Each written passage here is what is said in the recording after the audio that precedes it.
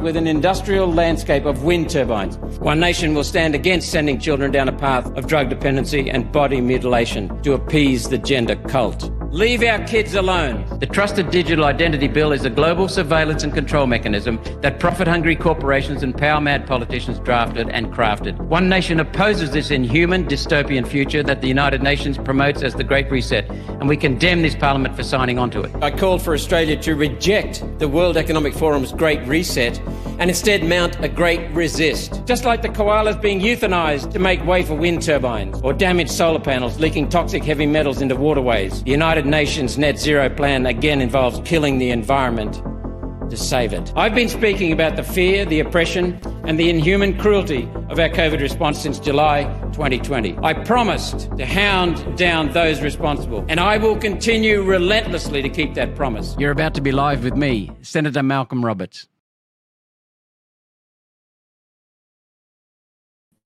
And with Turning Point's Joel Jamal again. Yeah. He loves the bump in his social media when he comes on with us, so that's why he's here. Okay, we've got a lot to cover today, mainly one topic, but you'll notice in the post we put up about 4 hours ago, it says preferences.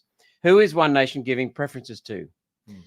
Now, I used a commonly asked question, as it is often asked. No party can give preferences, except in Victoria. Everywhere else, it ended at last in 2016, I think. 2016, pretty much, yeah. Western Australia's got rid of it. There's no more preference registering except in the state elections in Victoria. So the term I used was to quote a commonly asked question, but it is wrong, and we'll explain why. So with the Queensland election coming, we want to answer some questions. While some people, many people, praise One Nation as the only true, practical, common sense party, it may be the only true conservative party now, and people who are conservative within the Labor Party are socially conservative. They also like us now. So with that in mind, why should we vote? Why do preferences matter? Why vote for a small party? Got anything else you want to ask Joel? No, I think it's absolutely critical. I mean, this is our most sacred right after all, and people should rightly be asking questions about, why should we actually bother getting out there, because this is about being governed by consent. Your vote is your consent to what's going on, what's being done with your taxes. And it's your opportunity to hold people accountable. Voting is really important. So Joel's going to help me answer and hold me accountable, and I don't mind being held accountable in public.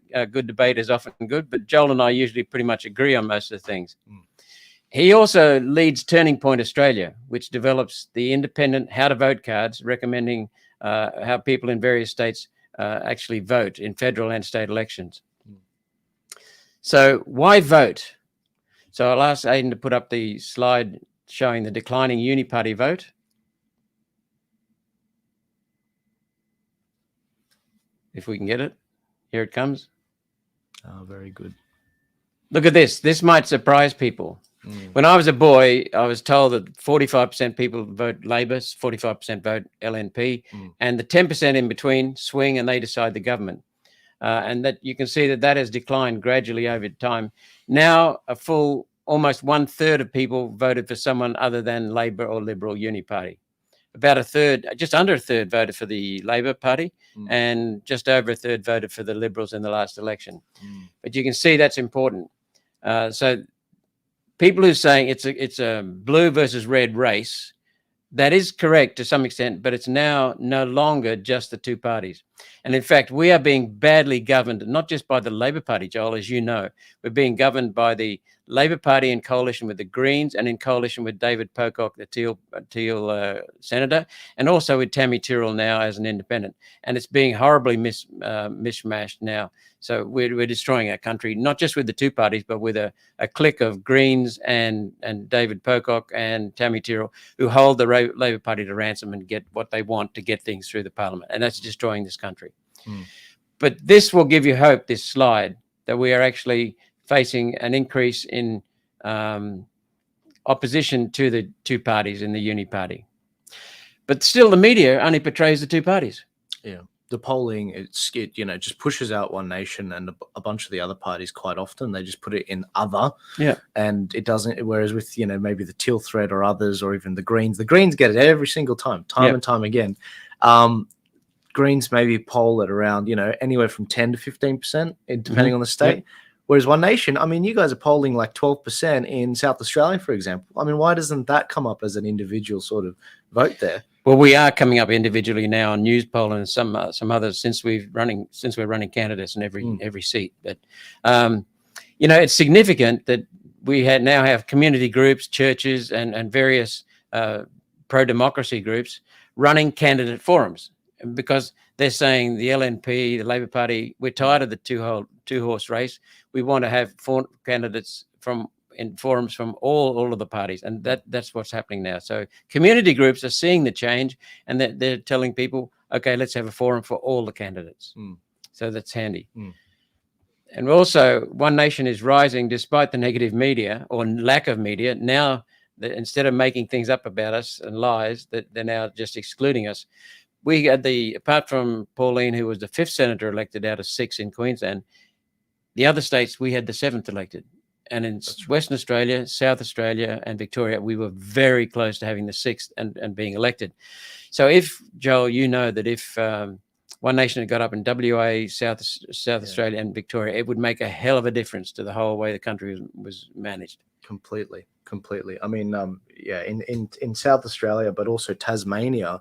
In Tasmania, you guys, the Liberals preferenced Labor and Lambie over you guys. And so the only party that could have gotten up, just mathematically speaking, was Libertarians, but they were nowhere near what was needed. And that was Topher Field that ran for them. But, we're both good friends with Topher, but he said, there's no way, Joel. I mean, it's not mathematically possible. One Nation were just too far ahead.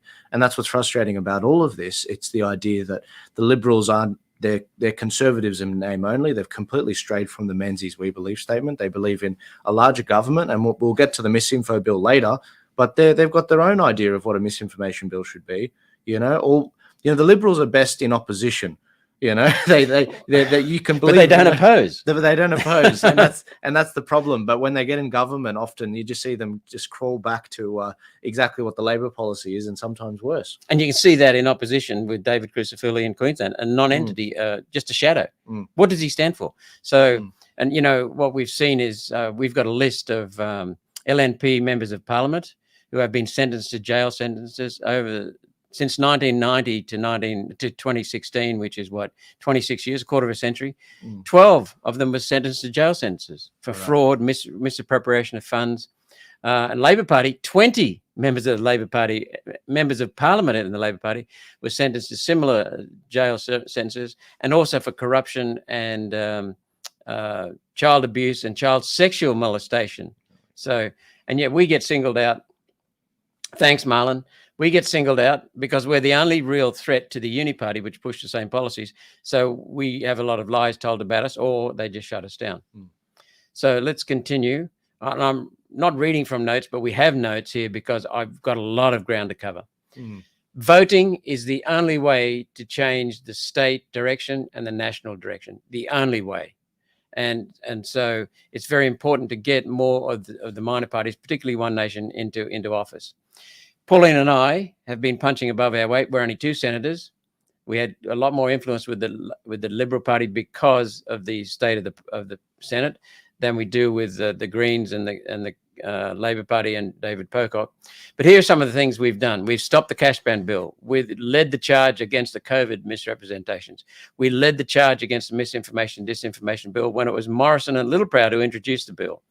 We led the way against the UN World Health Organization treaty from back in April 2022. We got the Financial Royal Commission when no one said we could get it, and the government at the time said impossible. We led the charge against staying in the UN. We want to get out of the UN. We've called for that. We want to stop Agenda 21 from the United Nations. The World Economic Forum has called us out. Oh, really? Yeah, right? They've labelled us as the only political party in the whole world that's been called out. So we know that we're getting under their skin. We led the way in excuse me. I didn't know they called you out. That's hilarious. I think that's absolutely funny. I'm getting a message up here. We also lead the way against the climate fraud and against the energy policies, which are also based on fraud, leading the way against excessive immigration, which is destroying housing prices, and lead the way in gender bending. Senate estimates, we asked the most questions per person. We've led the charge against property rights or restoring property rights. We lead the way in family law, against the family law practices. We got a bill through with election audit, first audit ever in federal government election history. We got the 3G inquiry. We've had many inquiries come our way, and we're pushing a people's bank. And also, Joel, I'm not asking for an endorsement, but we do so without fear or favor. We hold both cheeks of the uni party accountable. Yeah, well, I think with respect, you and Pauline are, I'm a little bit young compared to you guys. And I think what you're doing is not because you have 5 decades of life and 5 to 8 decades of life hopefully left, like for someone like me. It's because you care about your family, and kids, future generations, and you're doing it as an investment in the future. A society grows great when it's old men and women plant trees in whose shade they will never sit. Yeah, and I'd actually say we do it for the same reasons you do it, because it's the right thing to do. Absolutely, it's honest. Of course, absolutely. Yeah. Let's see. We'll come back to these things because we're going to run out of time at this rate. But we promised to get onto preferences, so we'll come back to the other topics. But preferences, what are they? They've got a toxic reputation because the parties used to control preferences, used to make dodgy deals, used to allocate preferences on people's behalf. They used to decide where your vote went, but they don't anymore, apart from in Victoria in the upper house at state elections. So what are preferences, Joel? They're a way of saying you prefer these candidates ahead of others, and a way of saying you don't prefer other candidates ahead. That's right. Yeah. I mean, when you guys get a how to vote card, and I'm sure you guys have seen this from your favorite Freedom Party or even the Liberals and the Labor and the Greens, when they're seagulls throwing how to vote cards at you at the polling places, you get something like this. So you've got a lower house voting card, but then you've also got a Senate voting card for people like Senator Malcolm Roberts, and you can vote above the line or below the line. Most of you guys at a federal election, you'll vote above the line for who you want. Now, in Australia, we have what we call preferential voting, which is basically you rank top to bottom the candidates that you want the most. And if you've seen my recommendations, it's usually Freedom Parties always first. There's been one occurrence where that hasn't been the case, and that was in one lower house seat. But in this particular situation in Australia, you guys have the power of that. You have the power of that. Now, Joel Jamal or Turning Point Australia or One Nation or whatever Freedom Party might give you a recommendation. But at the end of the day, when you're in the privacy of that polling booth, it's up to you to make a decision you have the power of where your vote goes, who you like, in terms of who you think is most in your interest and who you think is least in your interest. So we're going to come back with a specific example on that, Joel. So preferences, when used properly, are a powerful tool to overthrow the major parties. Minor parties would not get a look in this country if it wasn't for preferential voting. Preferential voting is to the benefit of the minor parties. It's to the benefit of democracy. They're very important and they're beneficial because they ensure your vote is not wasted. You can vote for a minor party, and if it doesn't get up, and increasingly the minor parties are, but if it doesn't get up, then if you detest Labor, well, we'll give you an example soon, then you can put Liberals ahead of Labor and you get a Liberal. You can also vote for the candidates you prefer and vote for the candidates you do not want down the bottom. So it's not giving preference to the two-party preferred system. There is a different meaning to the words two-party preferred. Sometimes One Nation is one of the two parties preferred. It means the last two left standing. That's all it means. Two-party preferred does not mean Liberal Labor. It means the two parties with the most votes after preferences are allocated. So don't worry about the term two-party preferred. It's much fairer to have a preferential system than a first past the post. You'd have the figures on Nigel Farage. He got what percentage of the vote and ended up with 5 reps? Yeah, I mean, in terms of the sheer numbers, guys, Nigel Farage got 4 million votes, which was a little bit more than the left-wing Liberal Democrats over there. They're much more left-wing than here. And Nigel got 5 seats, whereas they got almost 100 seats, because over there they don't have preferential voting. If they did, Nigel may have gotten very close to 100 seats. So he doesn't have our advantage. He has to go above and beyond to actually get seats in. What they have there is you get one vote, and whoever you pick, that's it. That's why the Labor Party over there, they're governing with 30% of the vote.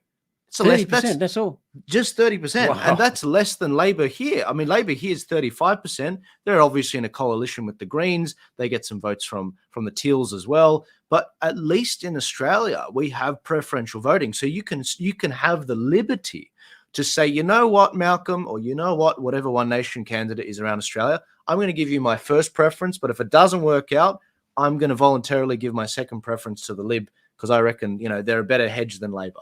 And that's the power of the Australian system. I think there's actually ranked choice voting in American states like Maine and Alaska as well. Yeah. They really should do how to vote cards there as well, mate. Turning Point USA.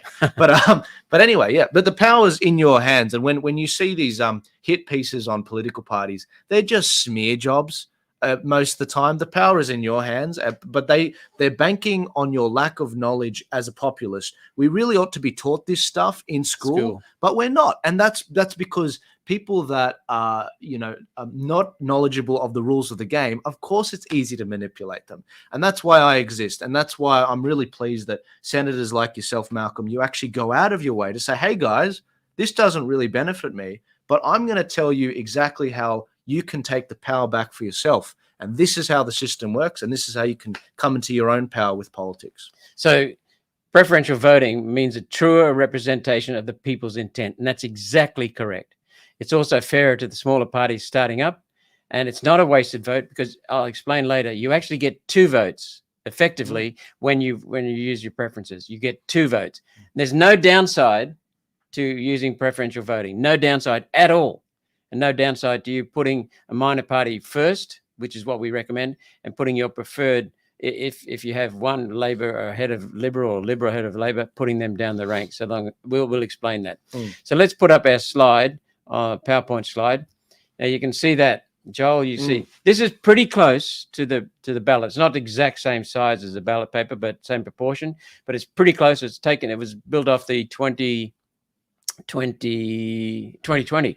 state election ballot paper. It even has some of the fine print that the ballot paper has.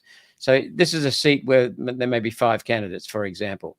So now what you'll find is each of the candidates will have a minor party, or will have a party designation underneath. So the first candidate here in this case is a minor party. It could be United Australia Party, it could be Libertarians, whatever. Just take it as a minor party or an independent. Then the second candidate's party is, in this case, Pauline Hanson's One Nation. Then we've got the Labor candidate, then we've got the LNP candidate, and then the Greens. So just remember that now the order in which they appear on a ballot paper depends upon the order in which they were drawn out of a tumbler, which makes it fair, because the first candidate quite often has a little bit of an advantage. So we'll go to the next slide. That's the way the ballot paper is. So what we want you to do is take notice of this slide for 2 points. What we're recommending is that you vote 1 for the One Nation candidate. Vote 1. But for goodness sake, if you want the vote to be counted, make sure that all the papers candidates are boxed in. So are filled in. So don't vote like that and submit it. Do not submit that. If you submit that with just one of those boxes not having a number, then it's dismissed. It's invalid. It's not counted. So when you think you voted One Nation, you voted for no one. And that means you voted for the Liberals or Labor Party. When you vote for no one, you vote for the Liberals or Labor Party. That is an invalid vote. Please do not vote like that. So we'll go to the next one. Now, this is the way we suggest you vote. And actually, James Ashby, One Nation state leader, and Pauline Hanson, the national leader of One Nation, both had a joint conference on Tuesday, and they announced the recommendations, the suggestions that we're going to make for voting on how to vote cards. It'll be basically put Labor and Greens last. Okay, so the reason for that is the Greens are the worst political force in the country, the most destructive element in Australian politics. They're destroying our country. The second thing is that the Labor Party is almost as bad, because we've had 3 terms of Labor Party in this state, and it's wrecked the joint. And who can forget what happened under Anastasia Palaszczuk with COVID? And now look at Giggles as a premier. My goodness. So What we're saying is put One Nation number one, as you can see on the how to vote card we've got dummied up there. Put your minor party candidate number 2. Put the LNP 3. What we should say is put the LNP ahead of Labor. That's basically it. Put Labor Party 4th and put Greens dead last.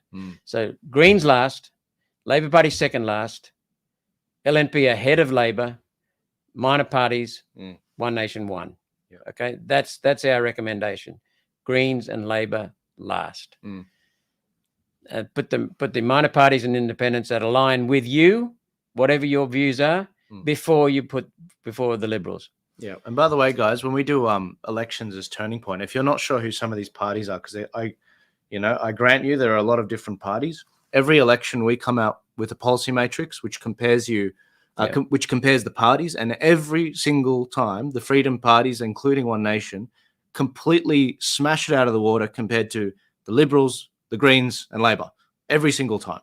I don't even bother putting the socialists on here in Melbourne because it'd be red. Yeah, it would be red. They've got some new Literally. policies, and so if you're not sure who they are, there's plenty of resources out there. So One Nation does research the individual candidates in every electorate. So we give the best advice for how to vote cards, or you can take Joel's how to vote card, Turning Point's how to vote card.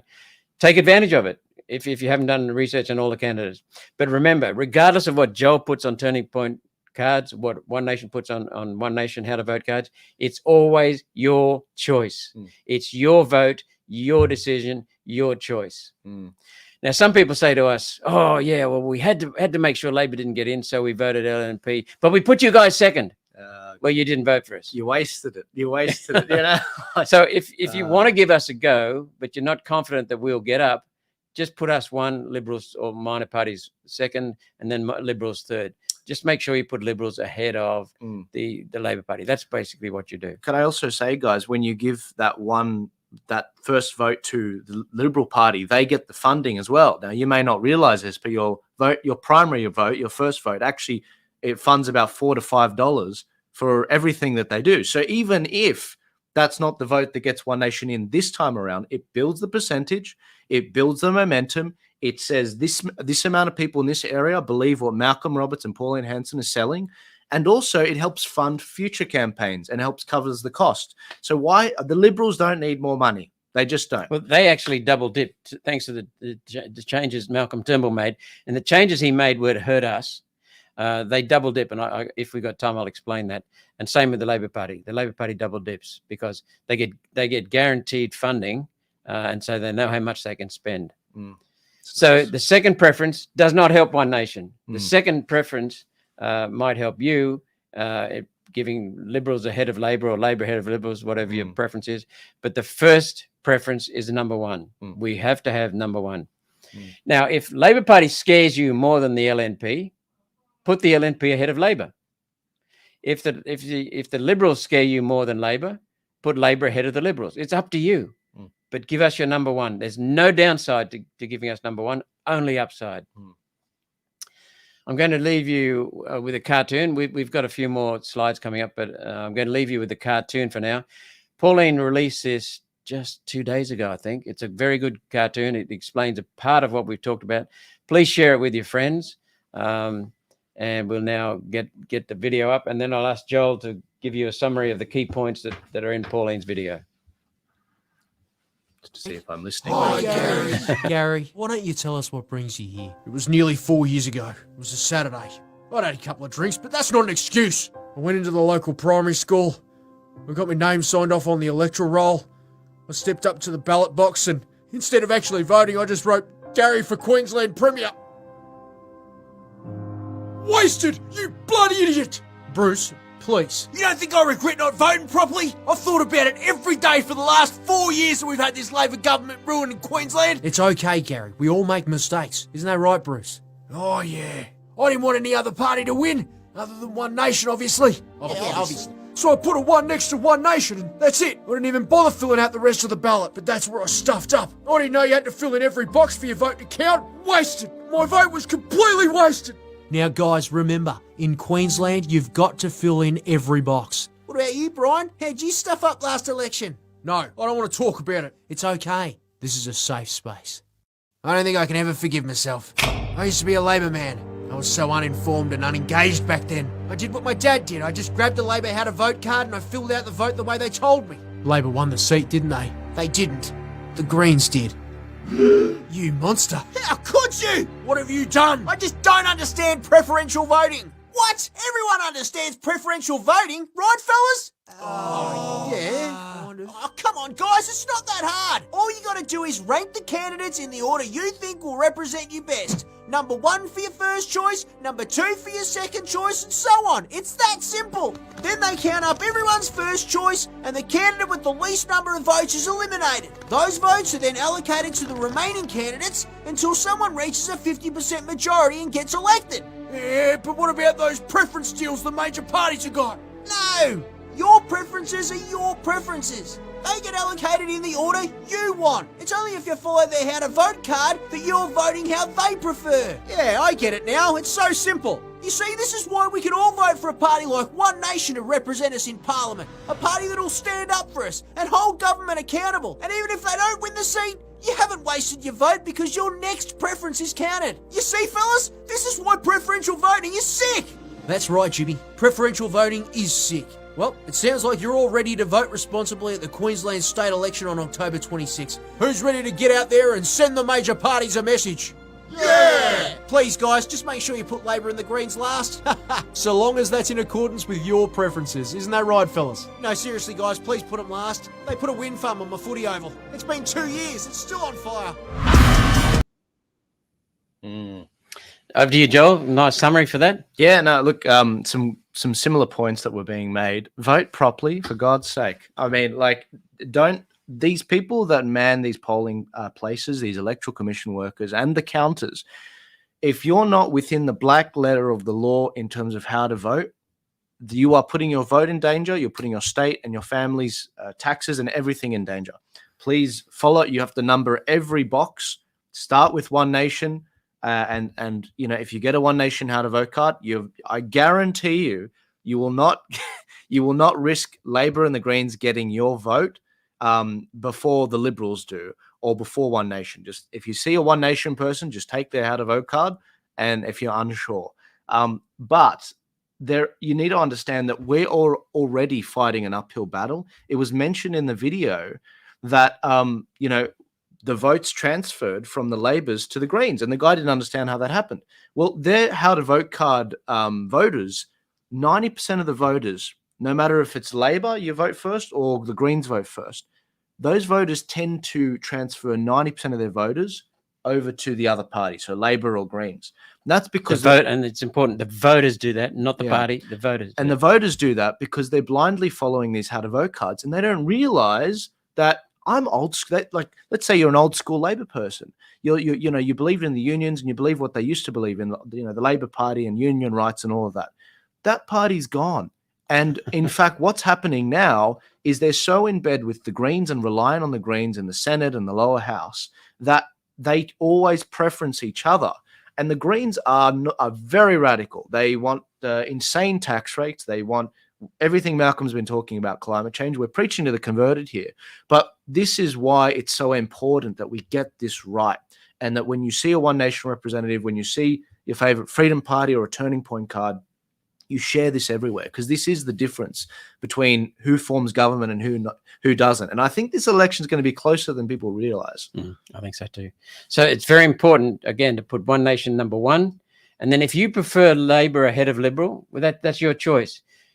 Whatever you do, if in that case you put Labor before Liberal, but you put the Greens last. Make sure you don't give any of your preferences to the Greens, because what happens is they start from the lowest, and they when the lowest person gets knocked out, as the video showed, then the next candidate that person's votes are transferred to the next person up, the next candidate up. So it's very important to understand the flow of preferences. Just put the Greens last. Do not put the Greens ahead of Liberal or Labor at all. Can I just say, Malcolm, to the thousands of people listening live right now, you guys are the converted, but that doesn't mean that's it. Good point. You are the fishers of men, as Nigel Farage would say. You are the Spartan warriors of your side. It's not enough just to rock up, put your vote in, done. Good luck, Malcolm. I'll see you. Let's see how we go. We'll see what happens. Go to one of the volunteers, say, hey, do you need some help? You're early voting? Here, hand me a bundle and start handing them out. Take a bit of pressure off them. Some of these workers, they're there for over 8 hours and multiple days. They've been doing it for a whole week. And then the big penultimate moment is election day. These people get sick quite often for a couple weeks sometimes because they've been in the sun, they've been in the rain, they've been working hard. It's not the people listening live right now. With respect, if you're older, I get it. But if you're younger, guys, you got to fight for your country. It's not enough just to vote. Get out there, volunteer. And when you're done volunteering, go and scrutineer. Talk to the candidate. Say, here's my name. Here's my email. Let me know where I need to be. Give me the form that I need to sign to secure the vote. It's not enough anymore just to give them your vote. If we always do what we've always done, we'll always get what we've always got. So, shed some blood, sweat, and tears in this election. If you want change, if you're sick of what happened during, those scenes that we saw at the Tweed border and between New South Wales and Victoria, New South Wales and Queensland, different story with Victoria. We need to build a wall there. Then put yourself out there and get involved. It's not enough just to vote. Yeah, and Labor Party has paid volunteers. Some of them are paid. And the Liberal Party, we understand some of them are paid. One Nation volunteers are volunteers. They're not paid. That's but right. Now, while Joel said you've got to be careful to not expose yourself to the sun at late October and other things, if you take care of yourself and sensible precautions, and most candidates have shade provided, then you won't be sick at all. In fact, you'll have a hell of a lot of fun. It is a ball, especially with One Nation, because they're so open-minded, the One Nation's supporters and volunteers, that you can have a great conversation. And, you even find a few Liberals that you can have a great conversation with, and even sometimes Labor. Now, Greens, not so much, but it is good fun. It's very enlightening to see how scrutineering is done and to be a scrutineer. And you just have to call out things just calmly. There's no fighting, no aggression in scrutineering. So volunteer. Can I just put something? Have some fun. And can I just put something in perspective? I met with a candidate in Sydney who ran for local council. He ran against Clover Moore. His name was Sean Masters, and he said, "Yeah, look, I gave it my best shot, but I'm really happy I did it. I got 5%. And I said, Sean, I can read your emotions. You don't understand what you just did.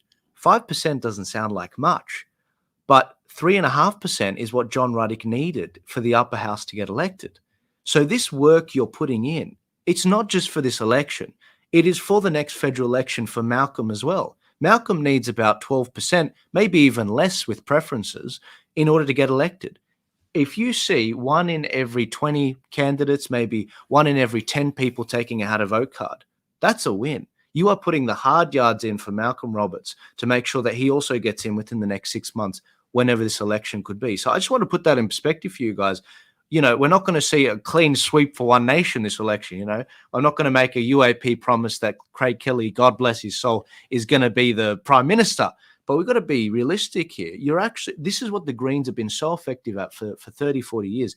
They do this slow rolling education campaign, getting out there and playing the long game.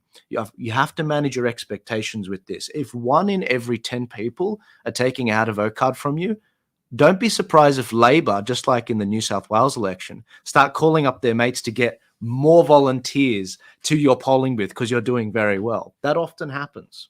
Yes, and it's also becoming increasingly significant that probably about a third of people, sometimes a half of the people, don't take a how to vote card off anyone. So thank you, Jan, for your comments. Please, it's informative. Let's get back. We skipped some of the early part. Some of the early questions were why vote, and then preferences, and why vote for a small party. So let's get back to the why vote. We've covered preferences, and we'll take questions. I have to be at a function, at a forum, candidate forum at Tamborine, so I'm going to have to finish promptly. But democracy puts people in charge. That's what democracy does. Australia is the only country in the world in which the Constitution was voted for by the people. The only country. The Constitution is a document that puts the people at the top of the pecking order. The people are the sovereigns, if you like. So, but they're only at the top in words unless they're actively involved. If they're silent, then we can have effectively a dictatorship, the red and blue dictatorship. Two cheeks are the same backside. Or hell, I'll just say it. You as a stole normal my saying. line. Two cheeks of the same arsehole. Yeah. That's the reality. I'm meant to be the one that's fully, going too far. You're the one with the decorum, aren't you? So if we don't hold the politicians accountable at the ballot box, that's it. Mm. And you get exactly what's happening in this country right now, which is a slide under the uni party, Liberal and Labor, both pushing a globalist agenda, both looking after their vested interest, looking after their mates, and repaying favors for the large corporations and the large union bosses that donated to them. Mm. The state and the nation, our Queensland and our Australia, are declining because the people have not been involved, not holding members of parliament accountable, voting only for the uni party, just as the cartoon just said. That's what's caused our state's decline. We should be the richest state in the world. We have got the richest resources in the world, as I said. And we know that all the countries that are descendant, the major democracies that are descendant from British, that's America, Britain, Canada, New Zealand, and Australia. They all have a red party and a blue party, all of them. And that's what's caused the countries to be falling apart, and all of them. So we've talked about. So the other thing is, why vote? Yeah. I'm handing out how to vote cards at pre-poll sometimes, Joel, and a young fellow will come and say, why do we have to vote? It's like it's 10 minutes every 3 years federally, 10 minutes every 4 years statewide. And then on the month, and then they'll draw. How can I put this politely? They'll draw the lower half of the male genitalia on their ballot card, and that's it. That's their vote. Yeah. They have essentially voted for Labor and Liberal. Then on Monday, the same young fellow will say, "What the hell, Labor's back?" Yeah. Well, he voted for them. Yeah. And so it's the active voters that set the agenda. It's the active voters in democracy that manage the democracy. And we've had too few active voters in our country and in our state, and they've let the uni party get away with it. Yeah, but guys, look, if the less genitalia on the voting ballot, the less genitalia in the parliament. So just keep that in mind. Can I just say, That's a good one. Yeah, it's not mine actually. That's from the Victorian election. That's from Voice for Victoria. But can I just say, does your vote count? I have had a really fun time with this in the last year, because a lot of people have made the respectfully illogical connection with US elections and Australian elections. First off, we don't have Dominion voting systems in Australia. We don't. We don't use them. It's not something that we saw, here. We don't have mass mail-up ballots like in America with Pennsylvania and all the swing states. I covered that election extensively, and I covered everything in the Peter Navarro report in the last presidential election. Now, a lot of people have had their morale hurt in Australia for a few reasons. There was the plebiscite with same-sex marriage in 2017. We lost that. I don't think it was held properly by the ABS. It wasn't the Electoral Commission that ran that. It was the ABS, and it was voluntary, and it was a mail-out thing, which is not a good idea, mass mail-out. The second thing is the federal election in 2022 with ScoMo, when we kicked him out, not only did he betray his base, but there are also 10 freedom parties running with quite similar policies, but not the same credibility as One Nation and some of the other parties. And they split the vote. So we didn't get what we were hoping for. And also, we didn't apply ourselves as best as we could. We had some electorates where we had 10 candidates running against Scott Morrison, for example. And it's just ridiculous if they're similar policies. And the last one was Victoria. How did Dan Andrews win? Similarly, we had a Liberal Party that was feckless. They strayed from the Menzies conservative small government we believe statement on the Liberals' site. And we had 9 freedom parties, all with very similar policies running. However, a year ago, when we had the referendum, it was a pulse check. It was 2 very distinct options. There was no muddying the water. It was one issue, and it showed us that even socialist Victoria voted 55% no. And in Queensland, it was 70% no. What does that tell you? It tells you your vote counts, because Albo threw everything at this. $100 million from the yes side, almost $500 million from the Electoral Commission. They were really banking on this to fundamentally change the constitution and the nature of Australia. But they lost because your vote still counts. And the little people in Australia still have a voice through the ballot box. And so I'm going to do everything I can to make sure that these minor parties coalesce over time, and the Liberal Party is a bit more like Senator Alex Antig, But that's going to take some time. But what we need is some investment in ourselves. We can still win this. Yep. And Jan, thank you for your comment. I need to clarify something. I don't know if you saw it, Joel, while I you're didn't. talking, but Jan said she didn't realize that informal votes go to the LNP or Labor Party.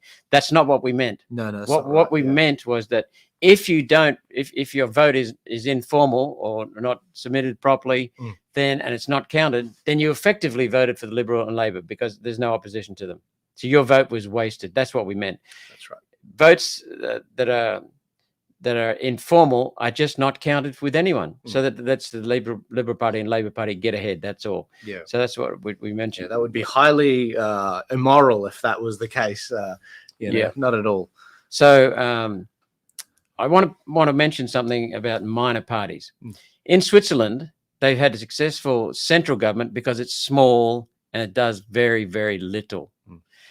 We're a federation of sovereign independent states, just like America, and we're set up on competitive federalism, which is that the states do most of the work. And then you get a competition among the states, so that the state that's run best gets more investment, gets more people, and they leap ahead. And now the states then have to improve. And what's happened in this country and in America is that the central government has taken a lot of power off the states. And there's no one to hold the central government accountable because there's no competition for it. There's no states competing against it. So what that means is we slide into competitive welfareism, and that's a topic for another conversation. But it's fundamental breach of our constitution, the basic intent of our constitution. So what happens in Switzerland is that they have, I'm told, 7 or 8 different parties that have to form a coalition to govern, and so.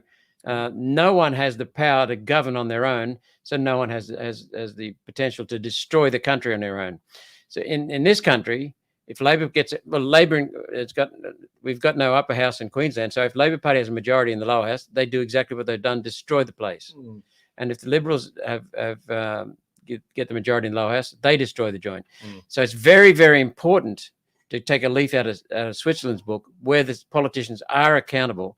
And that is to make sure that we get as many crossbench senators, that's non-government, non-opposition senators or members of parliament, into power, so that they cannot run the country or run the state, but they can stop the destruction of the state. So because both the major parties will need their votes, and they just hold it accountable. And a coalition can be done, guys. A year ago, while the same day we had our referendum, New Zealand had theirs. And their dominant conservative party, they're known as the Nationals over there. They're like the Liberal Party there. Very wet, very Malcolm Turnbull-y, but they had some steel put into their spine because the Libertarian Party over there and the Winston Peters Party. New Zealand First, which is Winston Peters. Yep. And I can't remember the name of the Libertarian Party there. But they both are freedom parties. And they built a coalition. They jumped on with the Liberals and added some steel into their spine. And Winston Peters is the Deputy Prime Minister. That's how significant that coalition is. There's no reason that couldn't happen in time in Australia if there was sufficient time for the minor parties to actually outstrip the Liberals. And you know what's scary? It's not impossible that could happen with Labor and the Greens, where you could actually see the Greens having the Deputy Prime Ministership. I mean, could you imagine that? Adam Bandt as the Deputy Prime Minister meeting with foreign leaders. Well, they had a coalition. The Greens and Labor had a coalition under Gillard. Oh, did and they? Rudd. Yeah, they had a coalition back in 2011-12. And that was absolutely terminal for this country. I was in year 8 then, so I missed that. Just to show my lack of experience, guys. And just to show you the way politics can change and the way people can learn. Winston Peters has been seen as a maverick, seen as a spoiler, seen as a flitter between parties.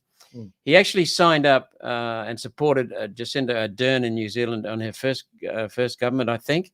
And then she didn't need him on the second one because she had a clear majority, I think. Yep. But then he started waking up to what she was doing and mismanaging COVID.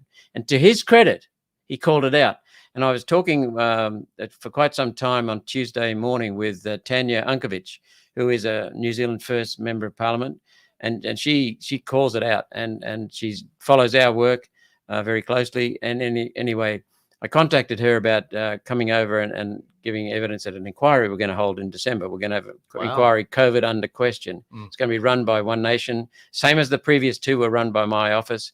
We're going to have cross-party from other parties. We're going to have people and major prominent players from overseas and in Australia answering questions to the senators. But Tanya told me that before the last election, Joel, and this is democracy in action. This is beautiful. I'm getting goosebumps just talking about it. Winston Peters, to his credit, listened to the people, and he realized that the people were dying in their droves, getting smashed with the COVID injections, that they were not being compensated. They were being gaslit and told there's nothing wrong with them.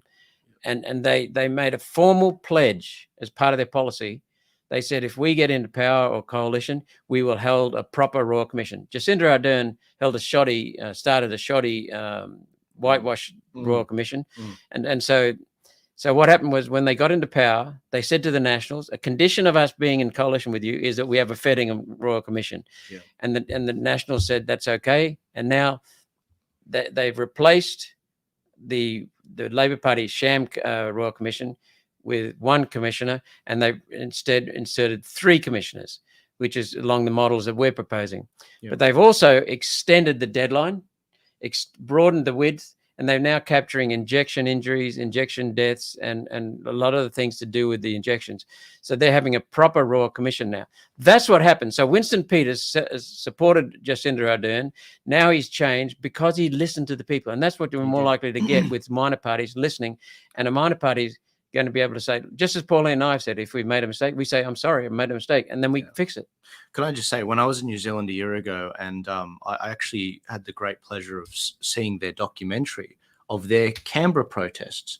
They call them the Wellington protests, which is where their capital is, where their parliament is. That's their Canberra. And we weren't crushed by the police. They were crushed. Yeah. And they didn't get any results out of it. But do you know the only politician of significant standing that actually went there and visited? It was Winston Peters. Correct. And if we're going to make Anzac mean anything, we've got to work more together. So that's really welcome to hear what you're saying. And in fact, that's why, I don't know if you know this yet, Malcolm, but as part of the Candace Owens tour, the reason I made the Light Australia one of the sponsors is we're actually starting a hub in New Zealand. We're taking a pallet over to New Zealand to actually spread the Light Australia over there and to actually give them an opportunity to have uncensored news as well, and New Zealand articles going in here as well. So there's a long-term vision for this Anzac, sort of agreement we have here within the freedom movement. And it's great to hear. I didn't know you were inviting her over. That's really encouraging. But we're on the same wavelength. We're inviting someone from New Zealand. We haven't sorted out who it is yet. Right. But I want to give a plug. Hold that up again, please, absolutely. Joel. Yeah, sure. I've been following this paper for, a couple of years now since it first came out. Yeah. It is first class. It is very, very good. They're genuine Australians. They're independent media. And they do a first-class job of getting the facts and writing in a good style, and they're dealing with topics that are meaningful to everyday Australians. This one is almost out of stock, guys. The Light Australia, if you search that into Google, it'll be the first link that comes up. But the next one is coming out very soon. But these articles, they're timeless. They have, if you own one of these, you own a slice of what's been going on, this snapshot at this point in time, and they're very, very cheap. Very, very cheap. I think it's like delivery or something. It's like $7 for 3 papers. And if you wanted 2,000 for some strange reason to hand them out, it's like $400 or something. Very cheap. What they do in WA in running this paper is very good, and it's why I'm very pleased to have come into the leadership of it and working with the team over there that do a phenomenal job. And I think Senator Malcolm Roberts has another article coming out in issue 14, which is coming out next week. So please do put your pre-orders in for that as well. Thank you. Could we have the slide up, please, of the sliding Uni-Party vote? Great. There it is. There's a beacon of hope for you. That shows the decline in the Uni-Party vote. Major party share, Liberal and Labor share. It's declining to just over 2/3 at the moment. It's gone from over 90% to just over 2/3. And thanks to @Avid Commentator X on X platform for the chart. The wonderful, gives a sense of hope. And this is why we need to vote, to restore our country, and to vote for parties other than the Liberal and Labor Party. my aim is to restore our country and our planet for humans to thrive.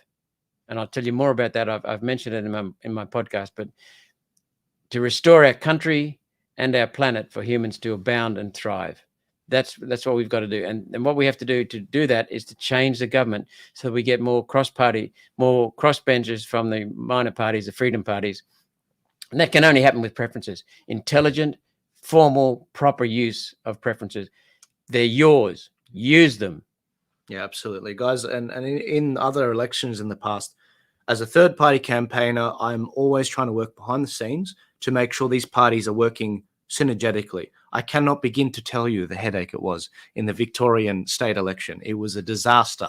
But you know what was really encouraging? After that disaster, they all started coming together and they helped me in the New South Wales election. And they actually did have a lot of synergy because they realized that if they keep fighting, they're just going to have the equal sharing of nothing. And that's really important. And that's why you need full-time people working hard to bring these parties together, to bring them synergetically, to not run, for example, in the same seats. 9 different candidates, for example, in Dan Andrews' seat had the same policies, but they all just wanted to tuck into him. They split the vote, and then Ian Cook didn't end up winning. And he could have kicked Dan Andrews out. It could have cut the head off the snake, per se, politically. And that's really unfortunate because, you know, we came that close. We came that close to getting Dan Andrews out. But these freedom parties, they've got to get out of their own way and they've got to talk to each other. So I try to help build super highways of communication between them. So to restore our country and our state of Queensland, they're both heading downhill at the moment. We have to all get involved. It's a people's democracy in Australia. When you have a totalitarian government, the people are scared of the government. When you have a true democracy, and ours is not a true democracy because a true democracy is one in which the people are involved. A true democracy, the government is scared of the people. That's very important. You can only do that by getting involved, being informed, participating. And even if you have only half an hour at a polling booth, or especially during the pre-poll 2 weeks leading up to the state election, volunteer to help, hand out how to vote cards. It's fun. It really is fun. You can have a great conversation, like-minded people, get involved. And what we'd suggest is, it's getting late now. It's only 3 weeks to the When does early voting start? 1 week. 1 week. 1 week from now. Right, 1 week. Yeah, and I'd suggest you contact the candidate in your area, contact them directly, go through their Facebook, find out who the candidate is, track them down, and just volunteer. And you can volunteer in many ways, but it is fun.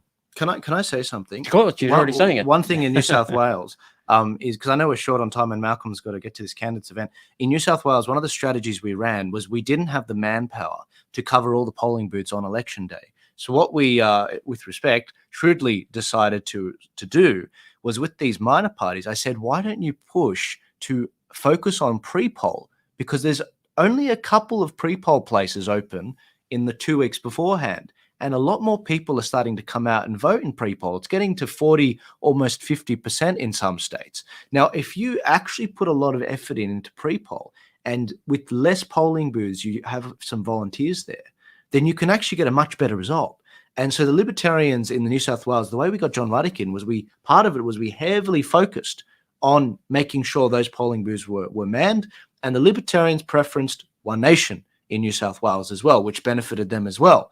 And that's what's really important about this, that we're fighting with an establishment that has a lot more resources than us, and the rules are stacked in their favor. So we need a bit of shrewd guerrilla warfare. And so I encourage you, if you can't do it on election day, try and do it in the next 2 weeks when early voting starts next week.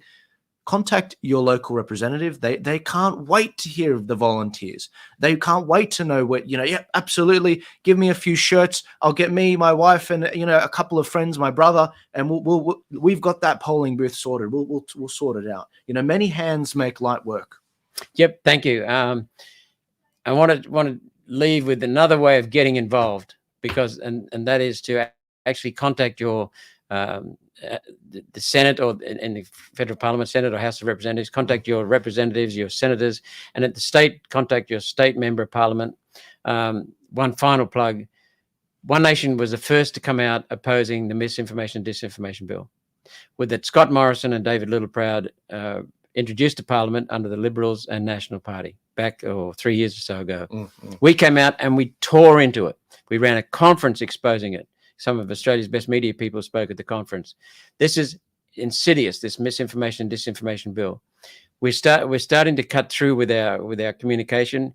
I moved a motion and it was successful in the Senate, a motion of urgency, and people had to stand up and reveal what their thoughts were on this misinformation, disinformation bill. And it ain't over, I can tell you. There's a lot of opposition in the Senate, and Labor Party may not go ahead with this bill. But there's an inquiry. Labor Party sent it to an inquiry in the Senate. 1 week, Joel. Bloody useless. 1 week. Yeah. And now they'll pick witnesses. Yeah. There is an outstanding witness who made a submission, Father Daniel. Fingers crossed. Bishop Mara Murray, Emmanuel. You guys might know him as the bishop that was stabbed. He did make a submission, and I'm hoping that this inquiry hears from him. I'm hoping that the bishop is willing to go and actually speak at the inquiry, because he's been through a lot and he's a very busy man. But that's the first bit of good news. The Albanese tried to push this whole misinformation bill off the fact that, you know, they should censor that video online. But he got egg on his face when the bishop came out not long after he was stabbed and said, no, I'm happy for it to be online. In fact, I will give Elon Musk a written testimony and affidavit saying, I support you in your lawsuit against the e-safety commissioner. And the other bit of good news before we forget, I know we're running out of time, is we smashed it out of the park. I'm hearing murmurs that the amount of submissions we sent in was at least 28,000. Now, what does that number mean? That means that's the amount of people that went to the official website for the bill and made a submission. So that's your win. Last time, we beat it a year ago with 23,000 submissions. So this problem hasn't gone away. It still poses a threat to religious freedom, financial freedom. You can't even promote, criticize the banking system. So have a beer tonight. I really commend you guys for all those submissions you did, and obviously what everyone's been doing to actually do that. That's excellent. The submission, if you want to see the bishop's submission or the bishop's church submission, it's under the name of Father Daniel and That's right. Where is it? It'll be Christ the Good Shepherd. That's it. So it's under the organization Christ the Good Shepherd Church. But these submissions are coming through very slowly. Go to the Senate. What's it called? Misinformation and Disinformation Bill Inquiry, Senate Inquiry. When you click on that, go to the submissions. Click on the submissions, and then have a look at it's only one page. The submission from Bishop Mari Emmanuel. He was the man who was stabbed by that man in Sydney. He was the one who stood up and said, "No, Albo, we don't need a censorship bill to protect people from like me." He was opposed to it. The other point to remember is that the Liberal National Party introduced it. We smashed it. Labor has brought it back, and we're tearing into it. The Liberal Party have come out, and can you believe this? That they're saying, if Albanese goes down, we will introduce our own before the next election. I mean, this is insane. The Liberals just don't get it. People do not want a censorship bill. And One Nation makes a firm commitment to never, ever introducing a censorship bill, a misinformation and disinformation bill. Yeah. Well, the best defense for truth is debate. Well, can I just say that as a matter of public record, that Susan Ley, back when the bishop was stabbed, actually said, "Yeah, you know what? Liberal Party MP, the Liberal Party MP, she's the deputy Liberal. She actually said, "Yeah, you know what? We do. We will support Labor with whatever numbers they need in order to actually get this elected." She said something along the lines of, "We do need a censorship bill." Back in April, when the bishop was stabbed. When the bishop came out with his video and said, "No, I'm happy for it being up. We shouldn't censor the truth and blah, blah, blah, blah, blah. I support Elon Musk."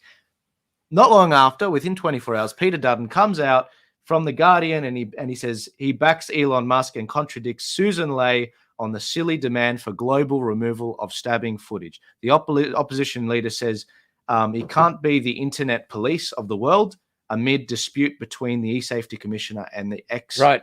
Over Wakely. But it's 4 o'clock now. Peter Dutton is now saying we will have a misinformation and disinformation bill, but it won't be Labor's, it'll be theirs.